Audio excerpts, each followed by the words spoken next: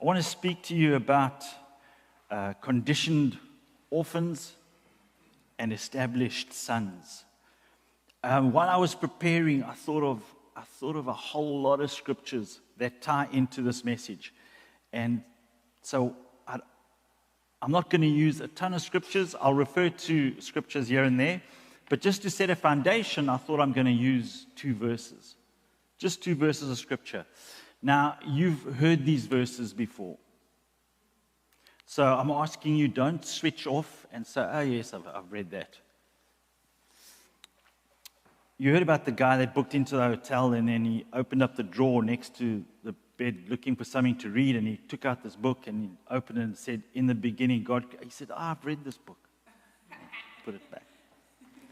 Don't be like that. Let's, as we read this, can I ask you to open your heart, open your mind, and just read it, and let's look at it as if you've never heard it before. This is what it says. And it's taken from Isaiah chapter 9, verse 6. For unto us a child is born. In 2 months, we're celebrating Christmas. We're celebrating the birth of Jesus. But just look what this verse says. It says, to us a child is born. To us a son is given. Although Jesus was born, at one stage, God gave Jesus to us and as a sacrifice. To us a son is given, and the government will be upon his shoulders. So I know there's a whole lot of craziness happening around the world with so many different governments. Aren't you glad that the government will be upon his no voting? Hallelujah. It's just going to happen. It is. The government will be upon his shoulders. And he will be called Wonderful Counselor, Mighty God, Everlasting Father. I love the fact that it's got everlasting before Father. It hasn't just got, no, he'll be your dad. No, he'll be your everlasting, he'll be your Father for all time, and Prince of Peace. We'll come back to that. This is taken out of Nehemiah chapter 9, verse 17, and it says this. This is Nehemiah speaking about the children of Israel when Moses went up to get the 10 Commandments, and they refused to listen. They failed to remember the miracles you performed among them. They became stiff-necked, and in their rebellion appointed a leader in order to return to their slavery. Sounds terrible. It was. Now, if you were God, how would you respond to these people? The stiff-necked bunch that refused to listen. They were rebellious. They didn't remember. They failed to remember God's goodness. How would you as God respond to this? But you are a forgiving God, gracious and compassionate, slow to anger and abounding in love. Therefore, you did not desert them. Verse 18 says, even though they built a calf and they worshipped the calf and they said, this calf is our God and this calf is the one that brought us out of Egypt. Even though you said that, even though they said that, God, you still like this. These verses and those phrases, God is gracious and compassionate, slow to anger and abounding in love. It appears in the Bible many, many, many times.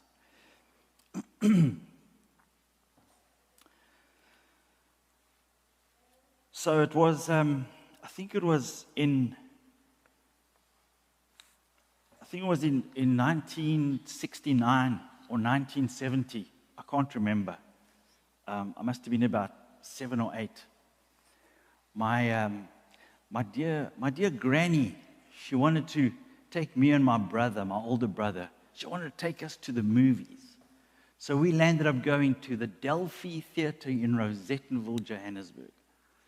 Now, you actually might not know that you know about Rosettenville, but let me tell you why you do. It's a tiny little suburb, but that's where the first Nando's started. So that's where Nando's came from. But she went and took us to the movies. And I'm all pumped. I'm excited. I'm 7 or 8 years old. Get into the movies. And we went to go and see Oliver. And so I get there, and I'm all excited. And my hard drive's got nothing on it. My heart is soft, and I'm open, and I've got this very protected life that I'm living. And I mean, I didn't realize there were some cracks in it, but it was pretty event-free. And I'm glued to. I mean, don't go to the movies. Yeah, now I'm glued to this massive big screen, and here's poor old Oliver. Please, sir, I want some more. What? Please, sir, I want some more. More? Oliver, never before has a boy wanted more. You know the whole story. I mean, it's very jolly and all the rest. I'm busy weeping, I'm crying, I'm thinking, why doesn't this guy just give Oliver more food? What's his problem? The next minute they're chasing after Oliver, and the next minute Oliver escapes and he becomes streetwise and he lives as an orphan on the street. I never knew what an orphan was. First time I was introduced to this. I mean, the movie wrecked me. Just by the way. But I've realized something ever since then, that most people on the planet live with an orphan mindset. They've got an orphan belief system. We don't realize it because we're all in the orphanage, except the kingdom of God, the king's kids, and the people who know God intimately. But if you're all living in an orphanage, you think it's normal. Everybody does this. Everybody lives like this. It's just the default setting of the world. I don't feel like I belong. If I'm going to make it in this world, I've got to do it on my own. I need to look out for me. I need to take care of who I am. And if I can get something today, I've got to get it today, and I've got to keep it for myself. I've got to be selfish because I don't know if there's going to be enough for tomorrow. That's how an orphan thinks. I mean, we had friends in New Jersey that adopted a cute little guy, but they got him off the street. I think he was in Ethiopia. And they brought him into their home, and they just treated him as one of the family. I mean, I think he's probably 20 now, and he's doing amazingly well. But when he was fresh off the street, they would come down at like early in the middle of the night, early in the morning, and he'd be standing at the fridge eating. Why? Because he's a street kid. He doesn't know any better. Because if there's food, you eat now, because you don't know if you're going to have tomorrow.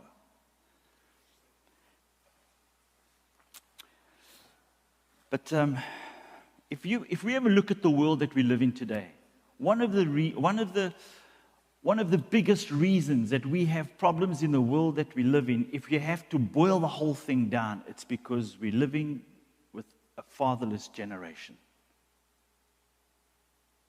The problems we have in the world that we live in, it's because we're living in a generation that doesn't know their father.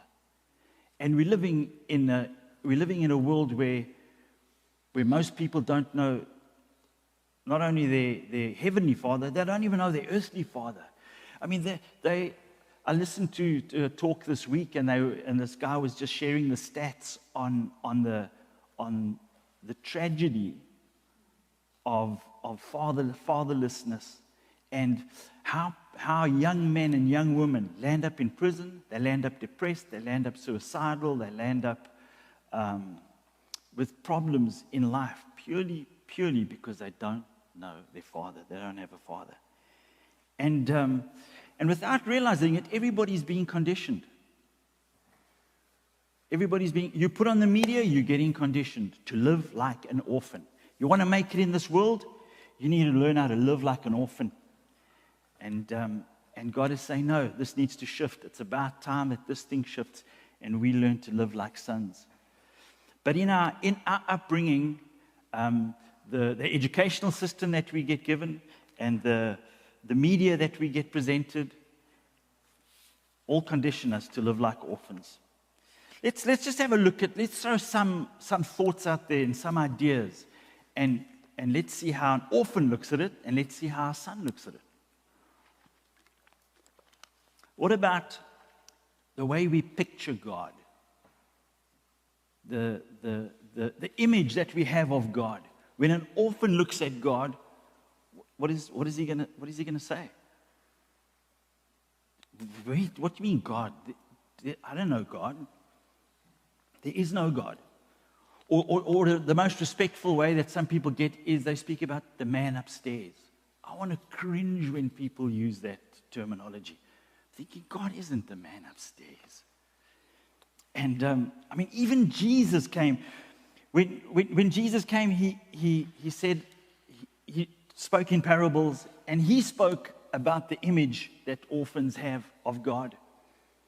In the parable of the talents, he says the last person came to give an account of the talents, and they only had 1 talent left, and they went and they buried it, and they said, Master, I know you are a hard man, reaping where you haven't sown.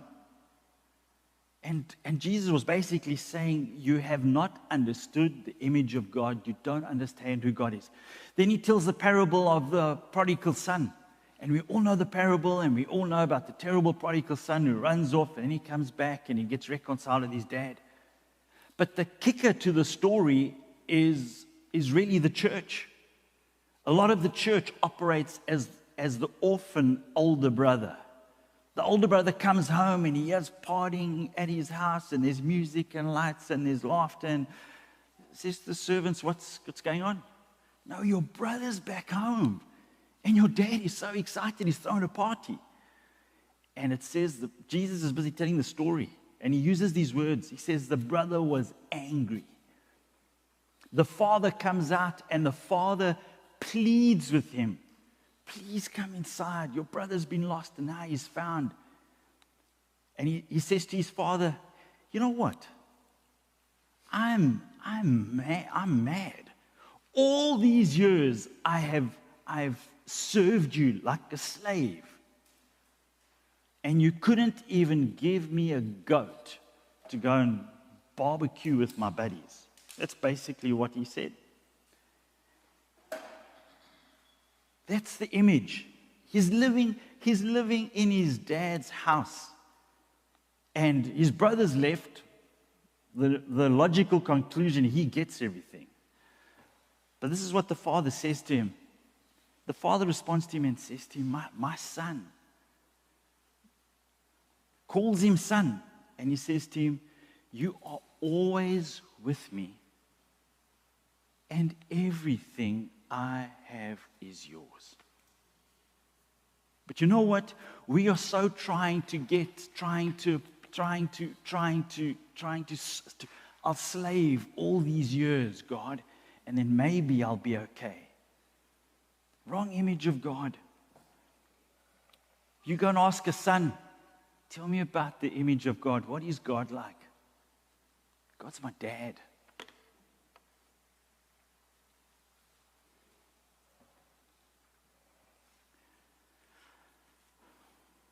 I mean, I play this over in my head again and again and again. Bob Mumford, one of the generals in the kingdom, sharing in a teaching, and he just looks at the camera, and he's aching. A man in his 80s, he's lived life, and he says, the world has lost their father.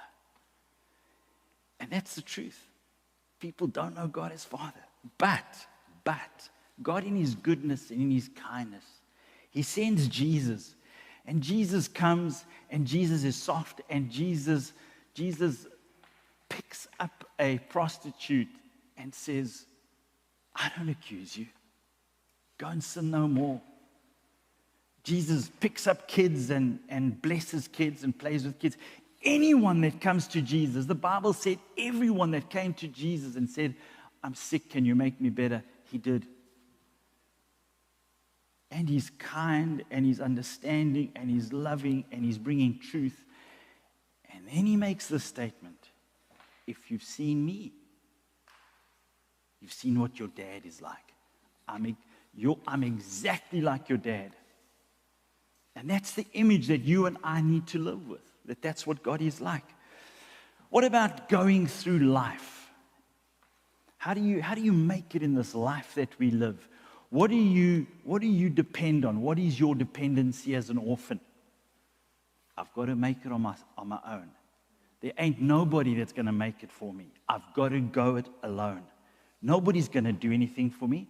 And then you know what we do as orphans? And you know what when I speak about we educate one another, we condition one another. When an orphan does well and succeeds without anybody else, yay, we applaud it. Give him trophies. Good for you. Well done. You came first. You got a lot of money. You're fantastic. All by yourself. That's how you go through life. You've got to depend on your own. Speak to a son. What does the son say? I need my dad. I cannot go through this life without God.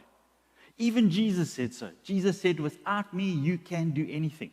I want to speak to an orphan who's self-made and say, okay, do me a favor, just hold your breath, because that breath that you've got there, that came from God, so you can't use that. Just hold your breath, close your eyes, you can't see, because your eyes come from God. You close your ears, your eyes, and hold your breath, and see how long you live. We're dependent on God, and we don't even know that we realize we're dependent on God. What about being approved? What about approval? Most people I know that don't really know God are working, striving so hard, because I want to hear one thing from either my mom or my dad or somebody who's in authority over me. I want to hear these words: I'm proud of you. And people are striving and striving to get approval. I want to know that I'm good enough, that I make the grade. They want approval. You speak to a son about approval, a son says, you know what? I'm in Jesus. And there was a day that Jesus' father said to him, you are my son in whom I am well pleased. You are my son. I'm proud of you. I approve of you. You and I sit before God today totally approved. We sit as sons, established sons. We're not trying to get something. It's done. It's a done deal. What about our motivation for serving or for doing things? What is the driving force in people's lives? A lot of people are serving. I want to impress other people. If I can get my name on something because I served, I gave, I served, I strived, I want to impress God and I want to impress man. Or it's the motivation, or the competition is too fierce that I say, okay, time out. I'm not competing. I'm not serving. I couldn't care. I really couldn't care. Go and speak to a son about serving and about what motivates him. And the son says, you know what? Because I know who my dad is, and because I know who my dad is, I've got this deep motivation, this deep desire just to love people unconditionally. I'm doing what I do because I'm accepted. I'm doing it out of gratitude. That's my motivating desire. What about your self-image? Go and speak to an orphan. They're constantly comparing one another, constantly comparing themselves to other people. A lot of people with the orphan mindset live in self-rejection and just trying to make the grade. Don't have a good self-image. Go and speak to a son about his self-image, and this is what you're going to hear. I know who my dad is. I know what my dad says about me, and that's all that matters. The only thing that matters in this world is what does God say about me. That's the self-image that you and I live with as an established son. What about relationships with others?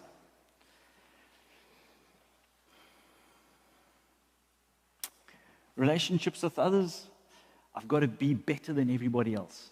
This world, this life is a competition. It's one big competition. If I can be better than you, then I'm good. Then I've made the grade. I live with this jealousy in my heart because I don't want you to succeed and I don't succeed. I don't want you to get a position and I don't get a position. So it's a big competition. I mean, I get on with people, but just so that I can get something out of it. But go and speak to a son and say to them, what about your relationship with others? They're going to tell you, listen, I highly, highly value the connections I have. I highly value people. I value the connections. I celebrate other people. I look at other people and I see the gifting they have within them and I celebrate them. And I celebrate their success. And I live before other people with an open, clear, transparent heart. And I walk humbly before people. I've got nothing to prove. No competition. What about the mistakes of others?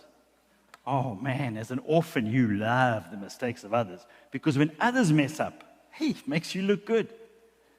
So that's why orphans we don't tell one another that. We don't make it obvious. But I glory in the fact that others mess up. Because I try and expose them and accuse them and find them to be faulty because it makes me look better. Speak to a son about mistakes of others, and they'll say, you know what? God has forgiven me of so much. And love covers a multitude of sin. I know they've messed up. I'm covering their sin. I'm not exposing them. I'm not accusing them. I'm just letting them do their thing. It's fine. And in gentleness, I will restore people. What about a view of authority? Speak to an orphan about the way he views authority. Authority is seen as this, they just cause me pain. I cannot trust anyone that's in authority. There's a huge lack of submission to anyone in authority. Speak to a son about authority, and he'll say, I respect people that are in authority. I believe that God puts people in authority all around the place so that they are there to minister for my good, ultimately. Might not look like that, but that's what it's about. Speak to an orphan as we finish off about God's presence. What do you mean God's presence? God is distant. He's distant and he's aloof. That's if there is a God. Or you know what? The thing is, God's presence, if I try hard enough and if I jump through enough hoops, maybe, just maybe, if I'm good enough, then maybe God will show up. But God's presence is conditional when it comes to an orphan. Speak to a son about God's presence and he'll say, you know what? Jesus made you and he made me a promise. I will never leave you. I will never forsake you. I will always be near you.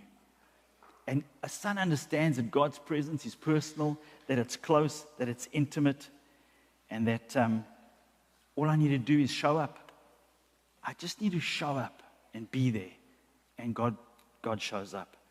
Zacchaeus goes and he climbs up a tree, stands at a distance, doesn't want to get too close to Jesus, doesn't try and just climbs up a tree so he can watch and see what Jesus is doing. Totally like an orphan. And Jesus points him out and says, Zacchaeus, I'm coming to your house for lunch. That's the God that's pursuing orphans in the world we live in. When we speak about an orphan's position, an orphan sees themselves as a slave and a servant. A son sees themselves as a son.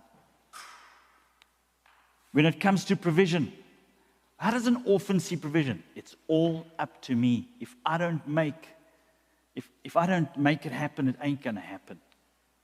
When you go and speak to a son, he said, no, well, Jesus made this crystal clear. In Matthew 6, he said, don't worry. Don't worry. Don't worry. Go and read Matthew 6. He says, don't worry, don't worry, don't worry, don't worry. Don't worry what you're going to eat. Don't worry what you're going to wear, what you will put on. Because God cares for sparrows. Not high-value sparrows, but God cares for them. He makes a way for them. He'll make a way for you. Let me highlight that God didn't say don't work. He did say don't worry. There's a difference, huge difference. He has given us the ability.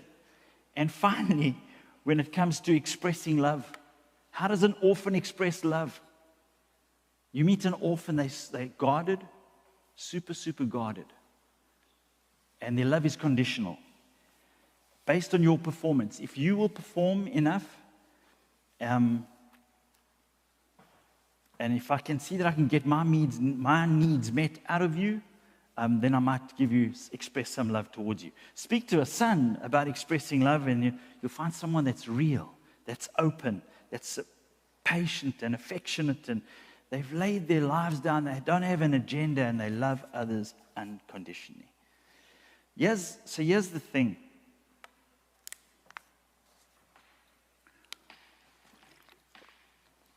It's fine us speaking about being an established son. But what if you've never had a father? Or what if you've never had a spiritual father? Or what if you've never had an earthly father? Maybe biologically or spiritually, you've never really been fathered. And if you forget everything else, here's what you need to remember. We get to choose the posture of our heart. I get to choose how I'm going to live the rest of my life. From now until the day I die, I get to choose. And let me tell you what I feel the calling on God's calling on the church worldwide is, and on Father's house. I want you to posture your heart as a son and a daughter. I want you to posture your heart as a father and a mother. Both at the same time.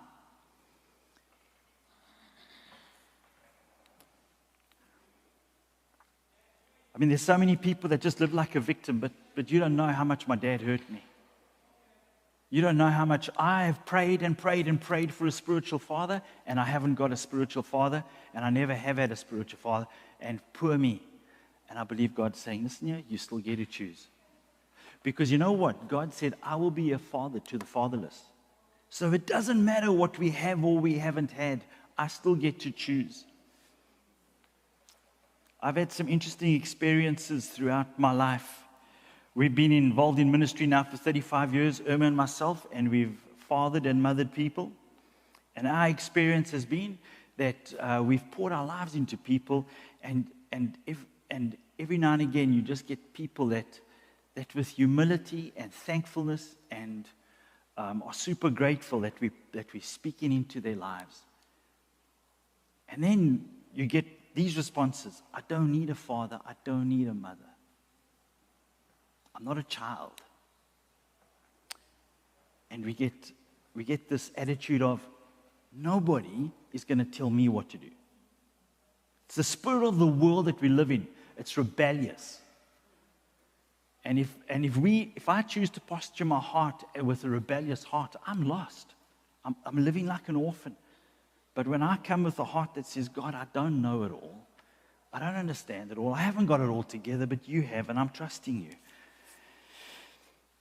When I started thinking about spiritual fathers, and if I have to be totally honest with you, I've spent most of my life without a close spiritual father.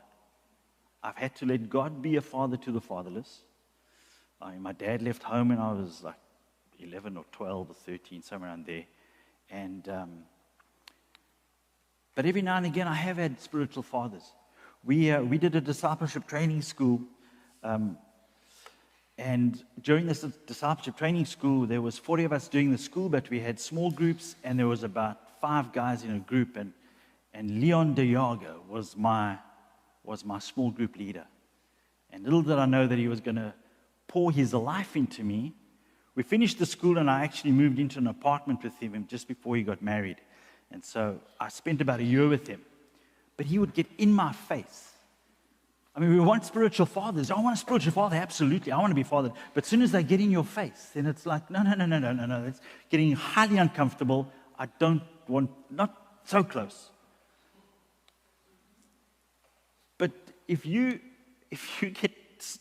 somebody speaks into your life, you have a spiritual father, they're going to tell you things you do not want to hear. Ouch. And as soon as they tell you something you don't want to hear, I get to choose. Do I respond to what you're telling me, or do I rebel and say, nobody's going to tell me what to do? This world is full of rebellion. And we need to have a submissive heart. Because tomorrow morning, you and I are going to get up and we're going to go into the world, and the conditioning is still going to be there. Nothing's going to change. This conditioning is still there. And so I need to decide, how am I going to live with a postured heart? Tomorrow morning, if I'm going to live like an established son, what's it going to take? I believe that there's two things as we finish off. There's just two things that we need to get right. One of them is spending time with God. So I don't know how many scriptures I've read recently in the New Testament, in the Gospels, where it says that Jesus withdrew, went into the mountains to pray. Jesus often withdrew to lonely places to pray. Early in the morning, Jesus went into the mountains, and they had to go and try and look for him and find him. So now, have you thought this thing through, that we're speaking about Jesus now, and Jesus is going and disappearing for an hour, 2 hours, 3 hours longer. It said before he chose his disciples, he prayed for the whole night. Have you thought, what is Jesus saying during all those hours? He's speaking to his Father. What is he saying? Oh, great Father in heaven. I'm thinking the conditioning was all around Jesus, and Jesus knew what it was like. He had seen all the conditioned orphans around him, and there was pressure for him to operate exactly the same. But what does he do? He goes to his Father and he says, Father, is there any possibility that I don't have to drink this cup? That's Jesus being real with his dad and saying, but God, one thing, not my will. I'm aligning myself with your will. I want your will. Jesus, who do I choose? Jesus, who do I heal? Jesus, Father, who do I heal? Who do I go and choose to follow me? I think that Jesus was having constant communication, and I think he was getting topped up and being filled up when he went and spoke with his Father. So we're doing this discipleship training school, and we go and do a 3-week outreach to this place called Richards Bay. So we're doing this outreach in Richards Bay, and so the leaders, Irma was one of the leaders on the school, they set up this thing called Prayer Mountain. And they take 6 students to to what we call Prayer Mountain. There's a room for the guys, there's a room for the girls. You're fasting for 24 or 36 hours. And that room in the center, that's your prayer room. You will spend 2 hours with somebody else. You'll spend 2 hours in that room praying. You'll come out and you can rest, sleep for 4 hours, read, whatever. But then 4 hours later, you're back in there and praying for another 2 hours. So you landed up praying for 6 hours or 8 hours. So you get in there and you're all gung-ho. Yes, I'm going to spend time with God. And you pray your best prayers and you go for it. And then I can pray in tongues. And then you pray in tongues and you pray in tongues and you pray and you're praying. And then there's nothing more to pray. And it's like almost as soon as you get to that point, God says, you done? Finished? Okay, let me fill you now. Come, you're my son, you're my daughter. Let me just fill you up. Listen to what I want to tell you. And I honestly believe that if we want to break through, we're going to have to get to that point.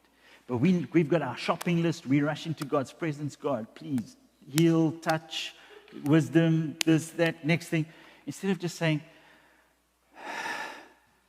Dad, no agenda. What's on your heart? What do you want to say? But tomorrow the conditioning is going to be there. You're going to open Facebook and the conditioning is there. And TikTok's going to TikTok and you are going to be conditioned. And because people live like orphans all the time. And so what do? We've got no choice we've got to run back to the Word and say, God, speak to me. I need to hear your voice as a son, as an established son, as a daughter of yours. God, what do you say about me? Who do you say I am? What do you want me to do? As opposed to, I've got to fight for approval, I've got to strive, I've got to try and be enough. And we become crazy. Because here's the thing, we're going to leave here, and every single one of us have experienced this, and we're going to experience again. From now until the time you die, you're going to experience pain. You're going to experience loss, and you're going to experience disappointment.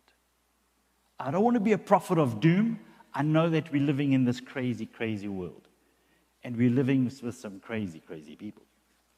And so we're going to experience that. We're living in a broken world. But the awesome thing is you and I have a dad we can run to and say, God, help. And sometimes things are not going to work out the way I want them to work out. I've got to make peace with the fact that I can live in the mystery. It's not a problem. And you know what? At the end of the day, I know that God is a good, good Father. That what I'm experiencing right now is not the end of the story. And that God is faithful and He's kind and it's going to work out just right. Let's stand together.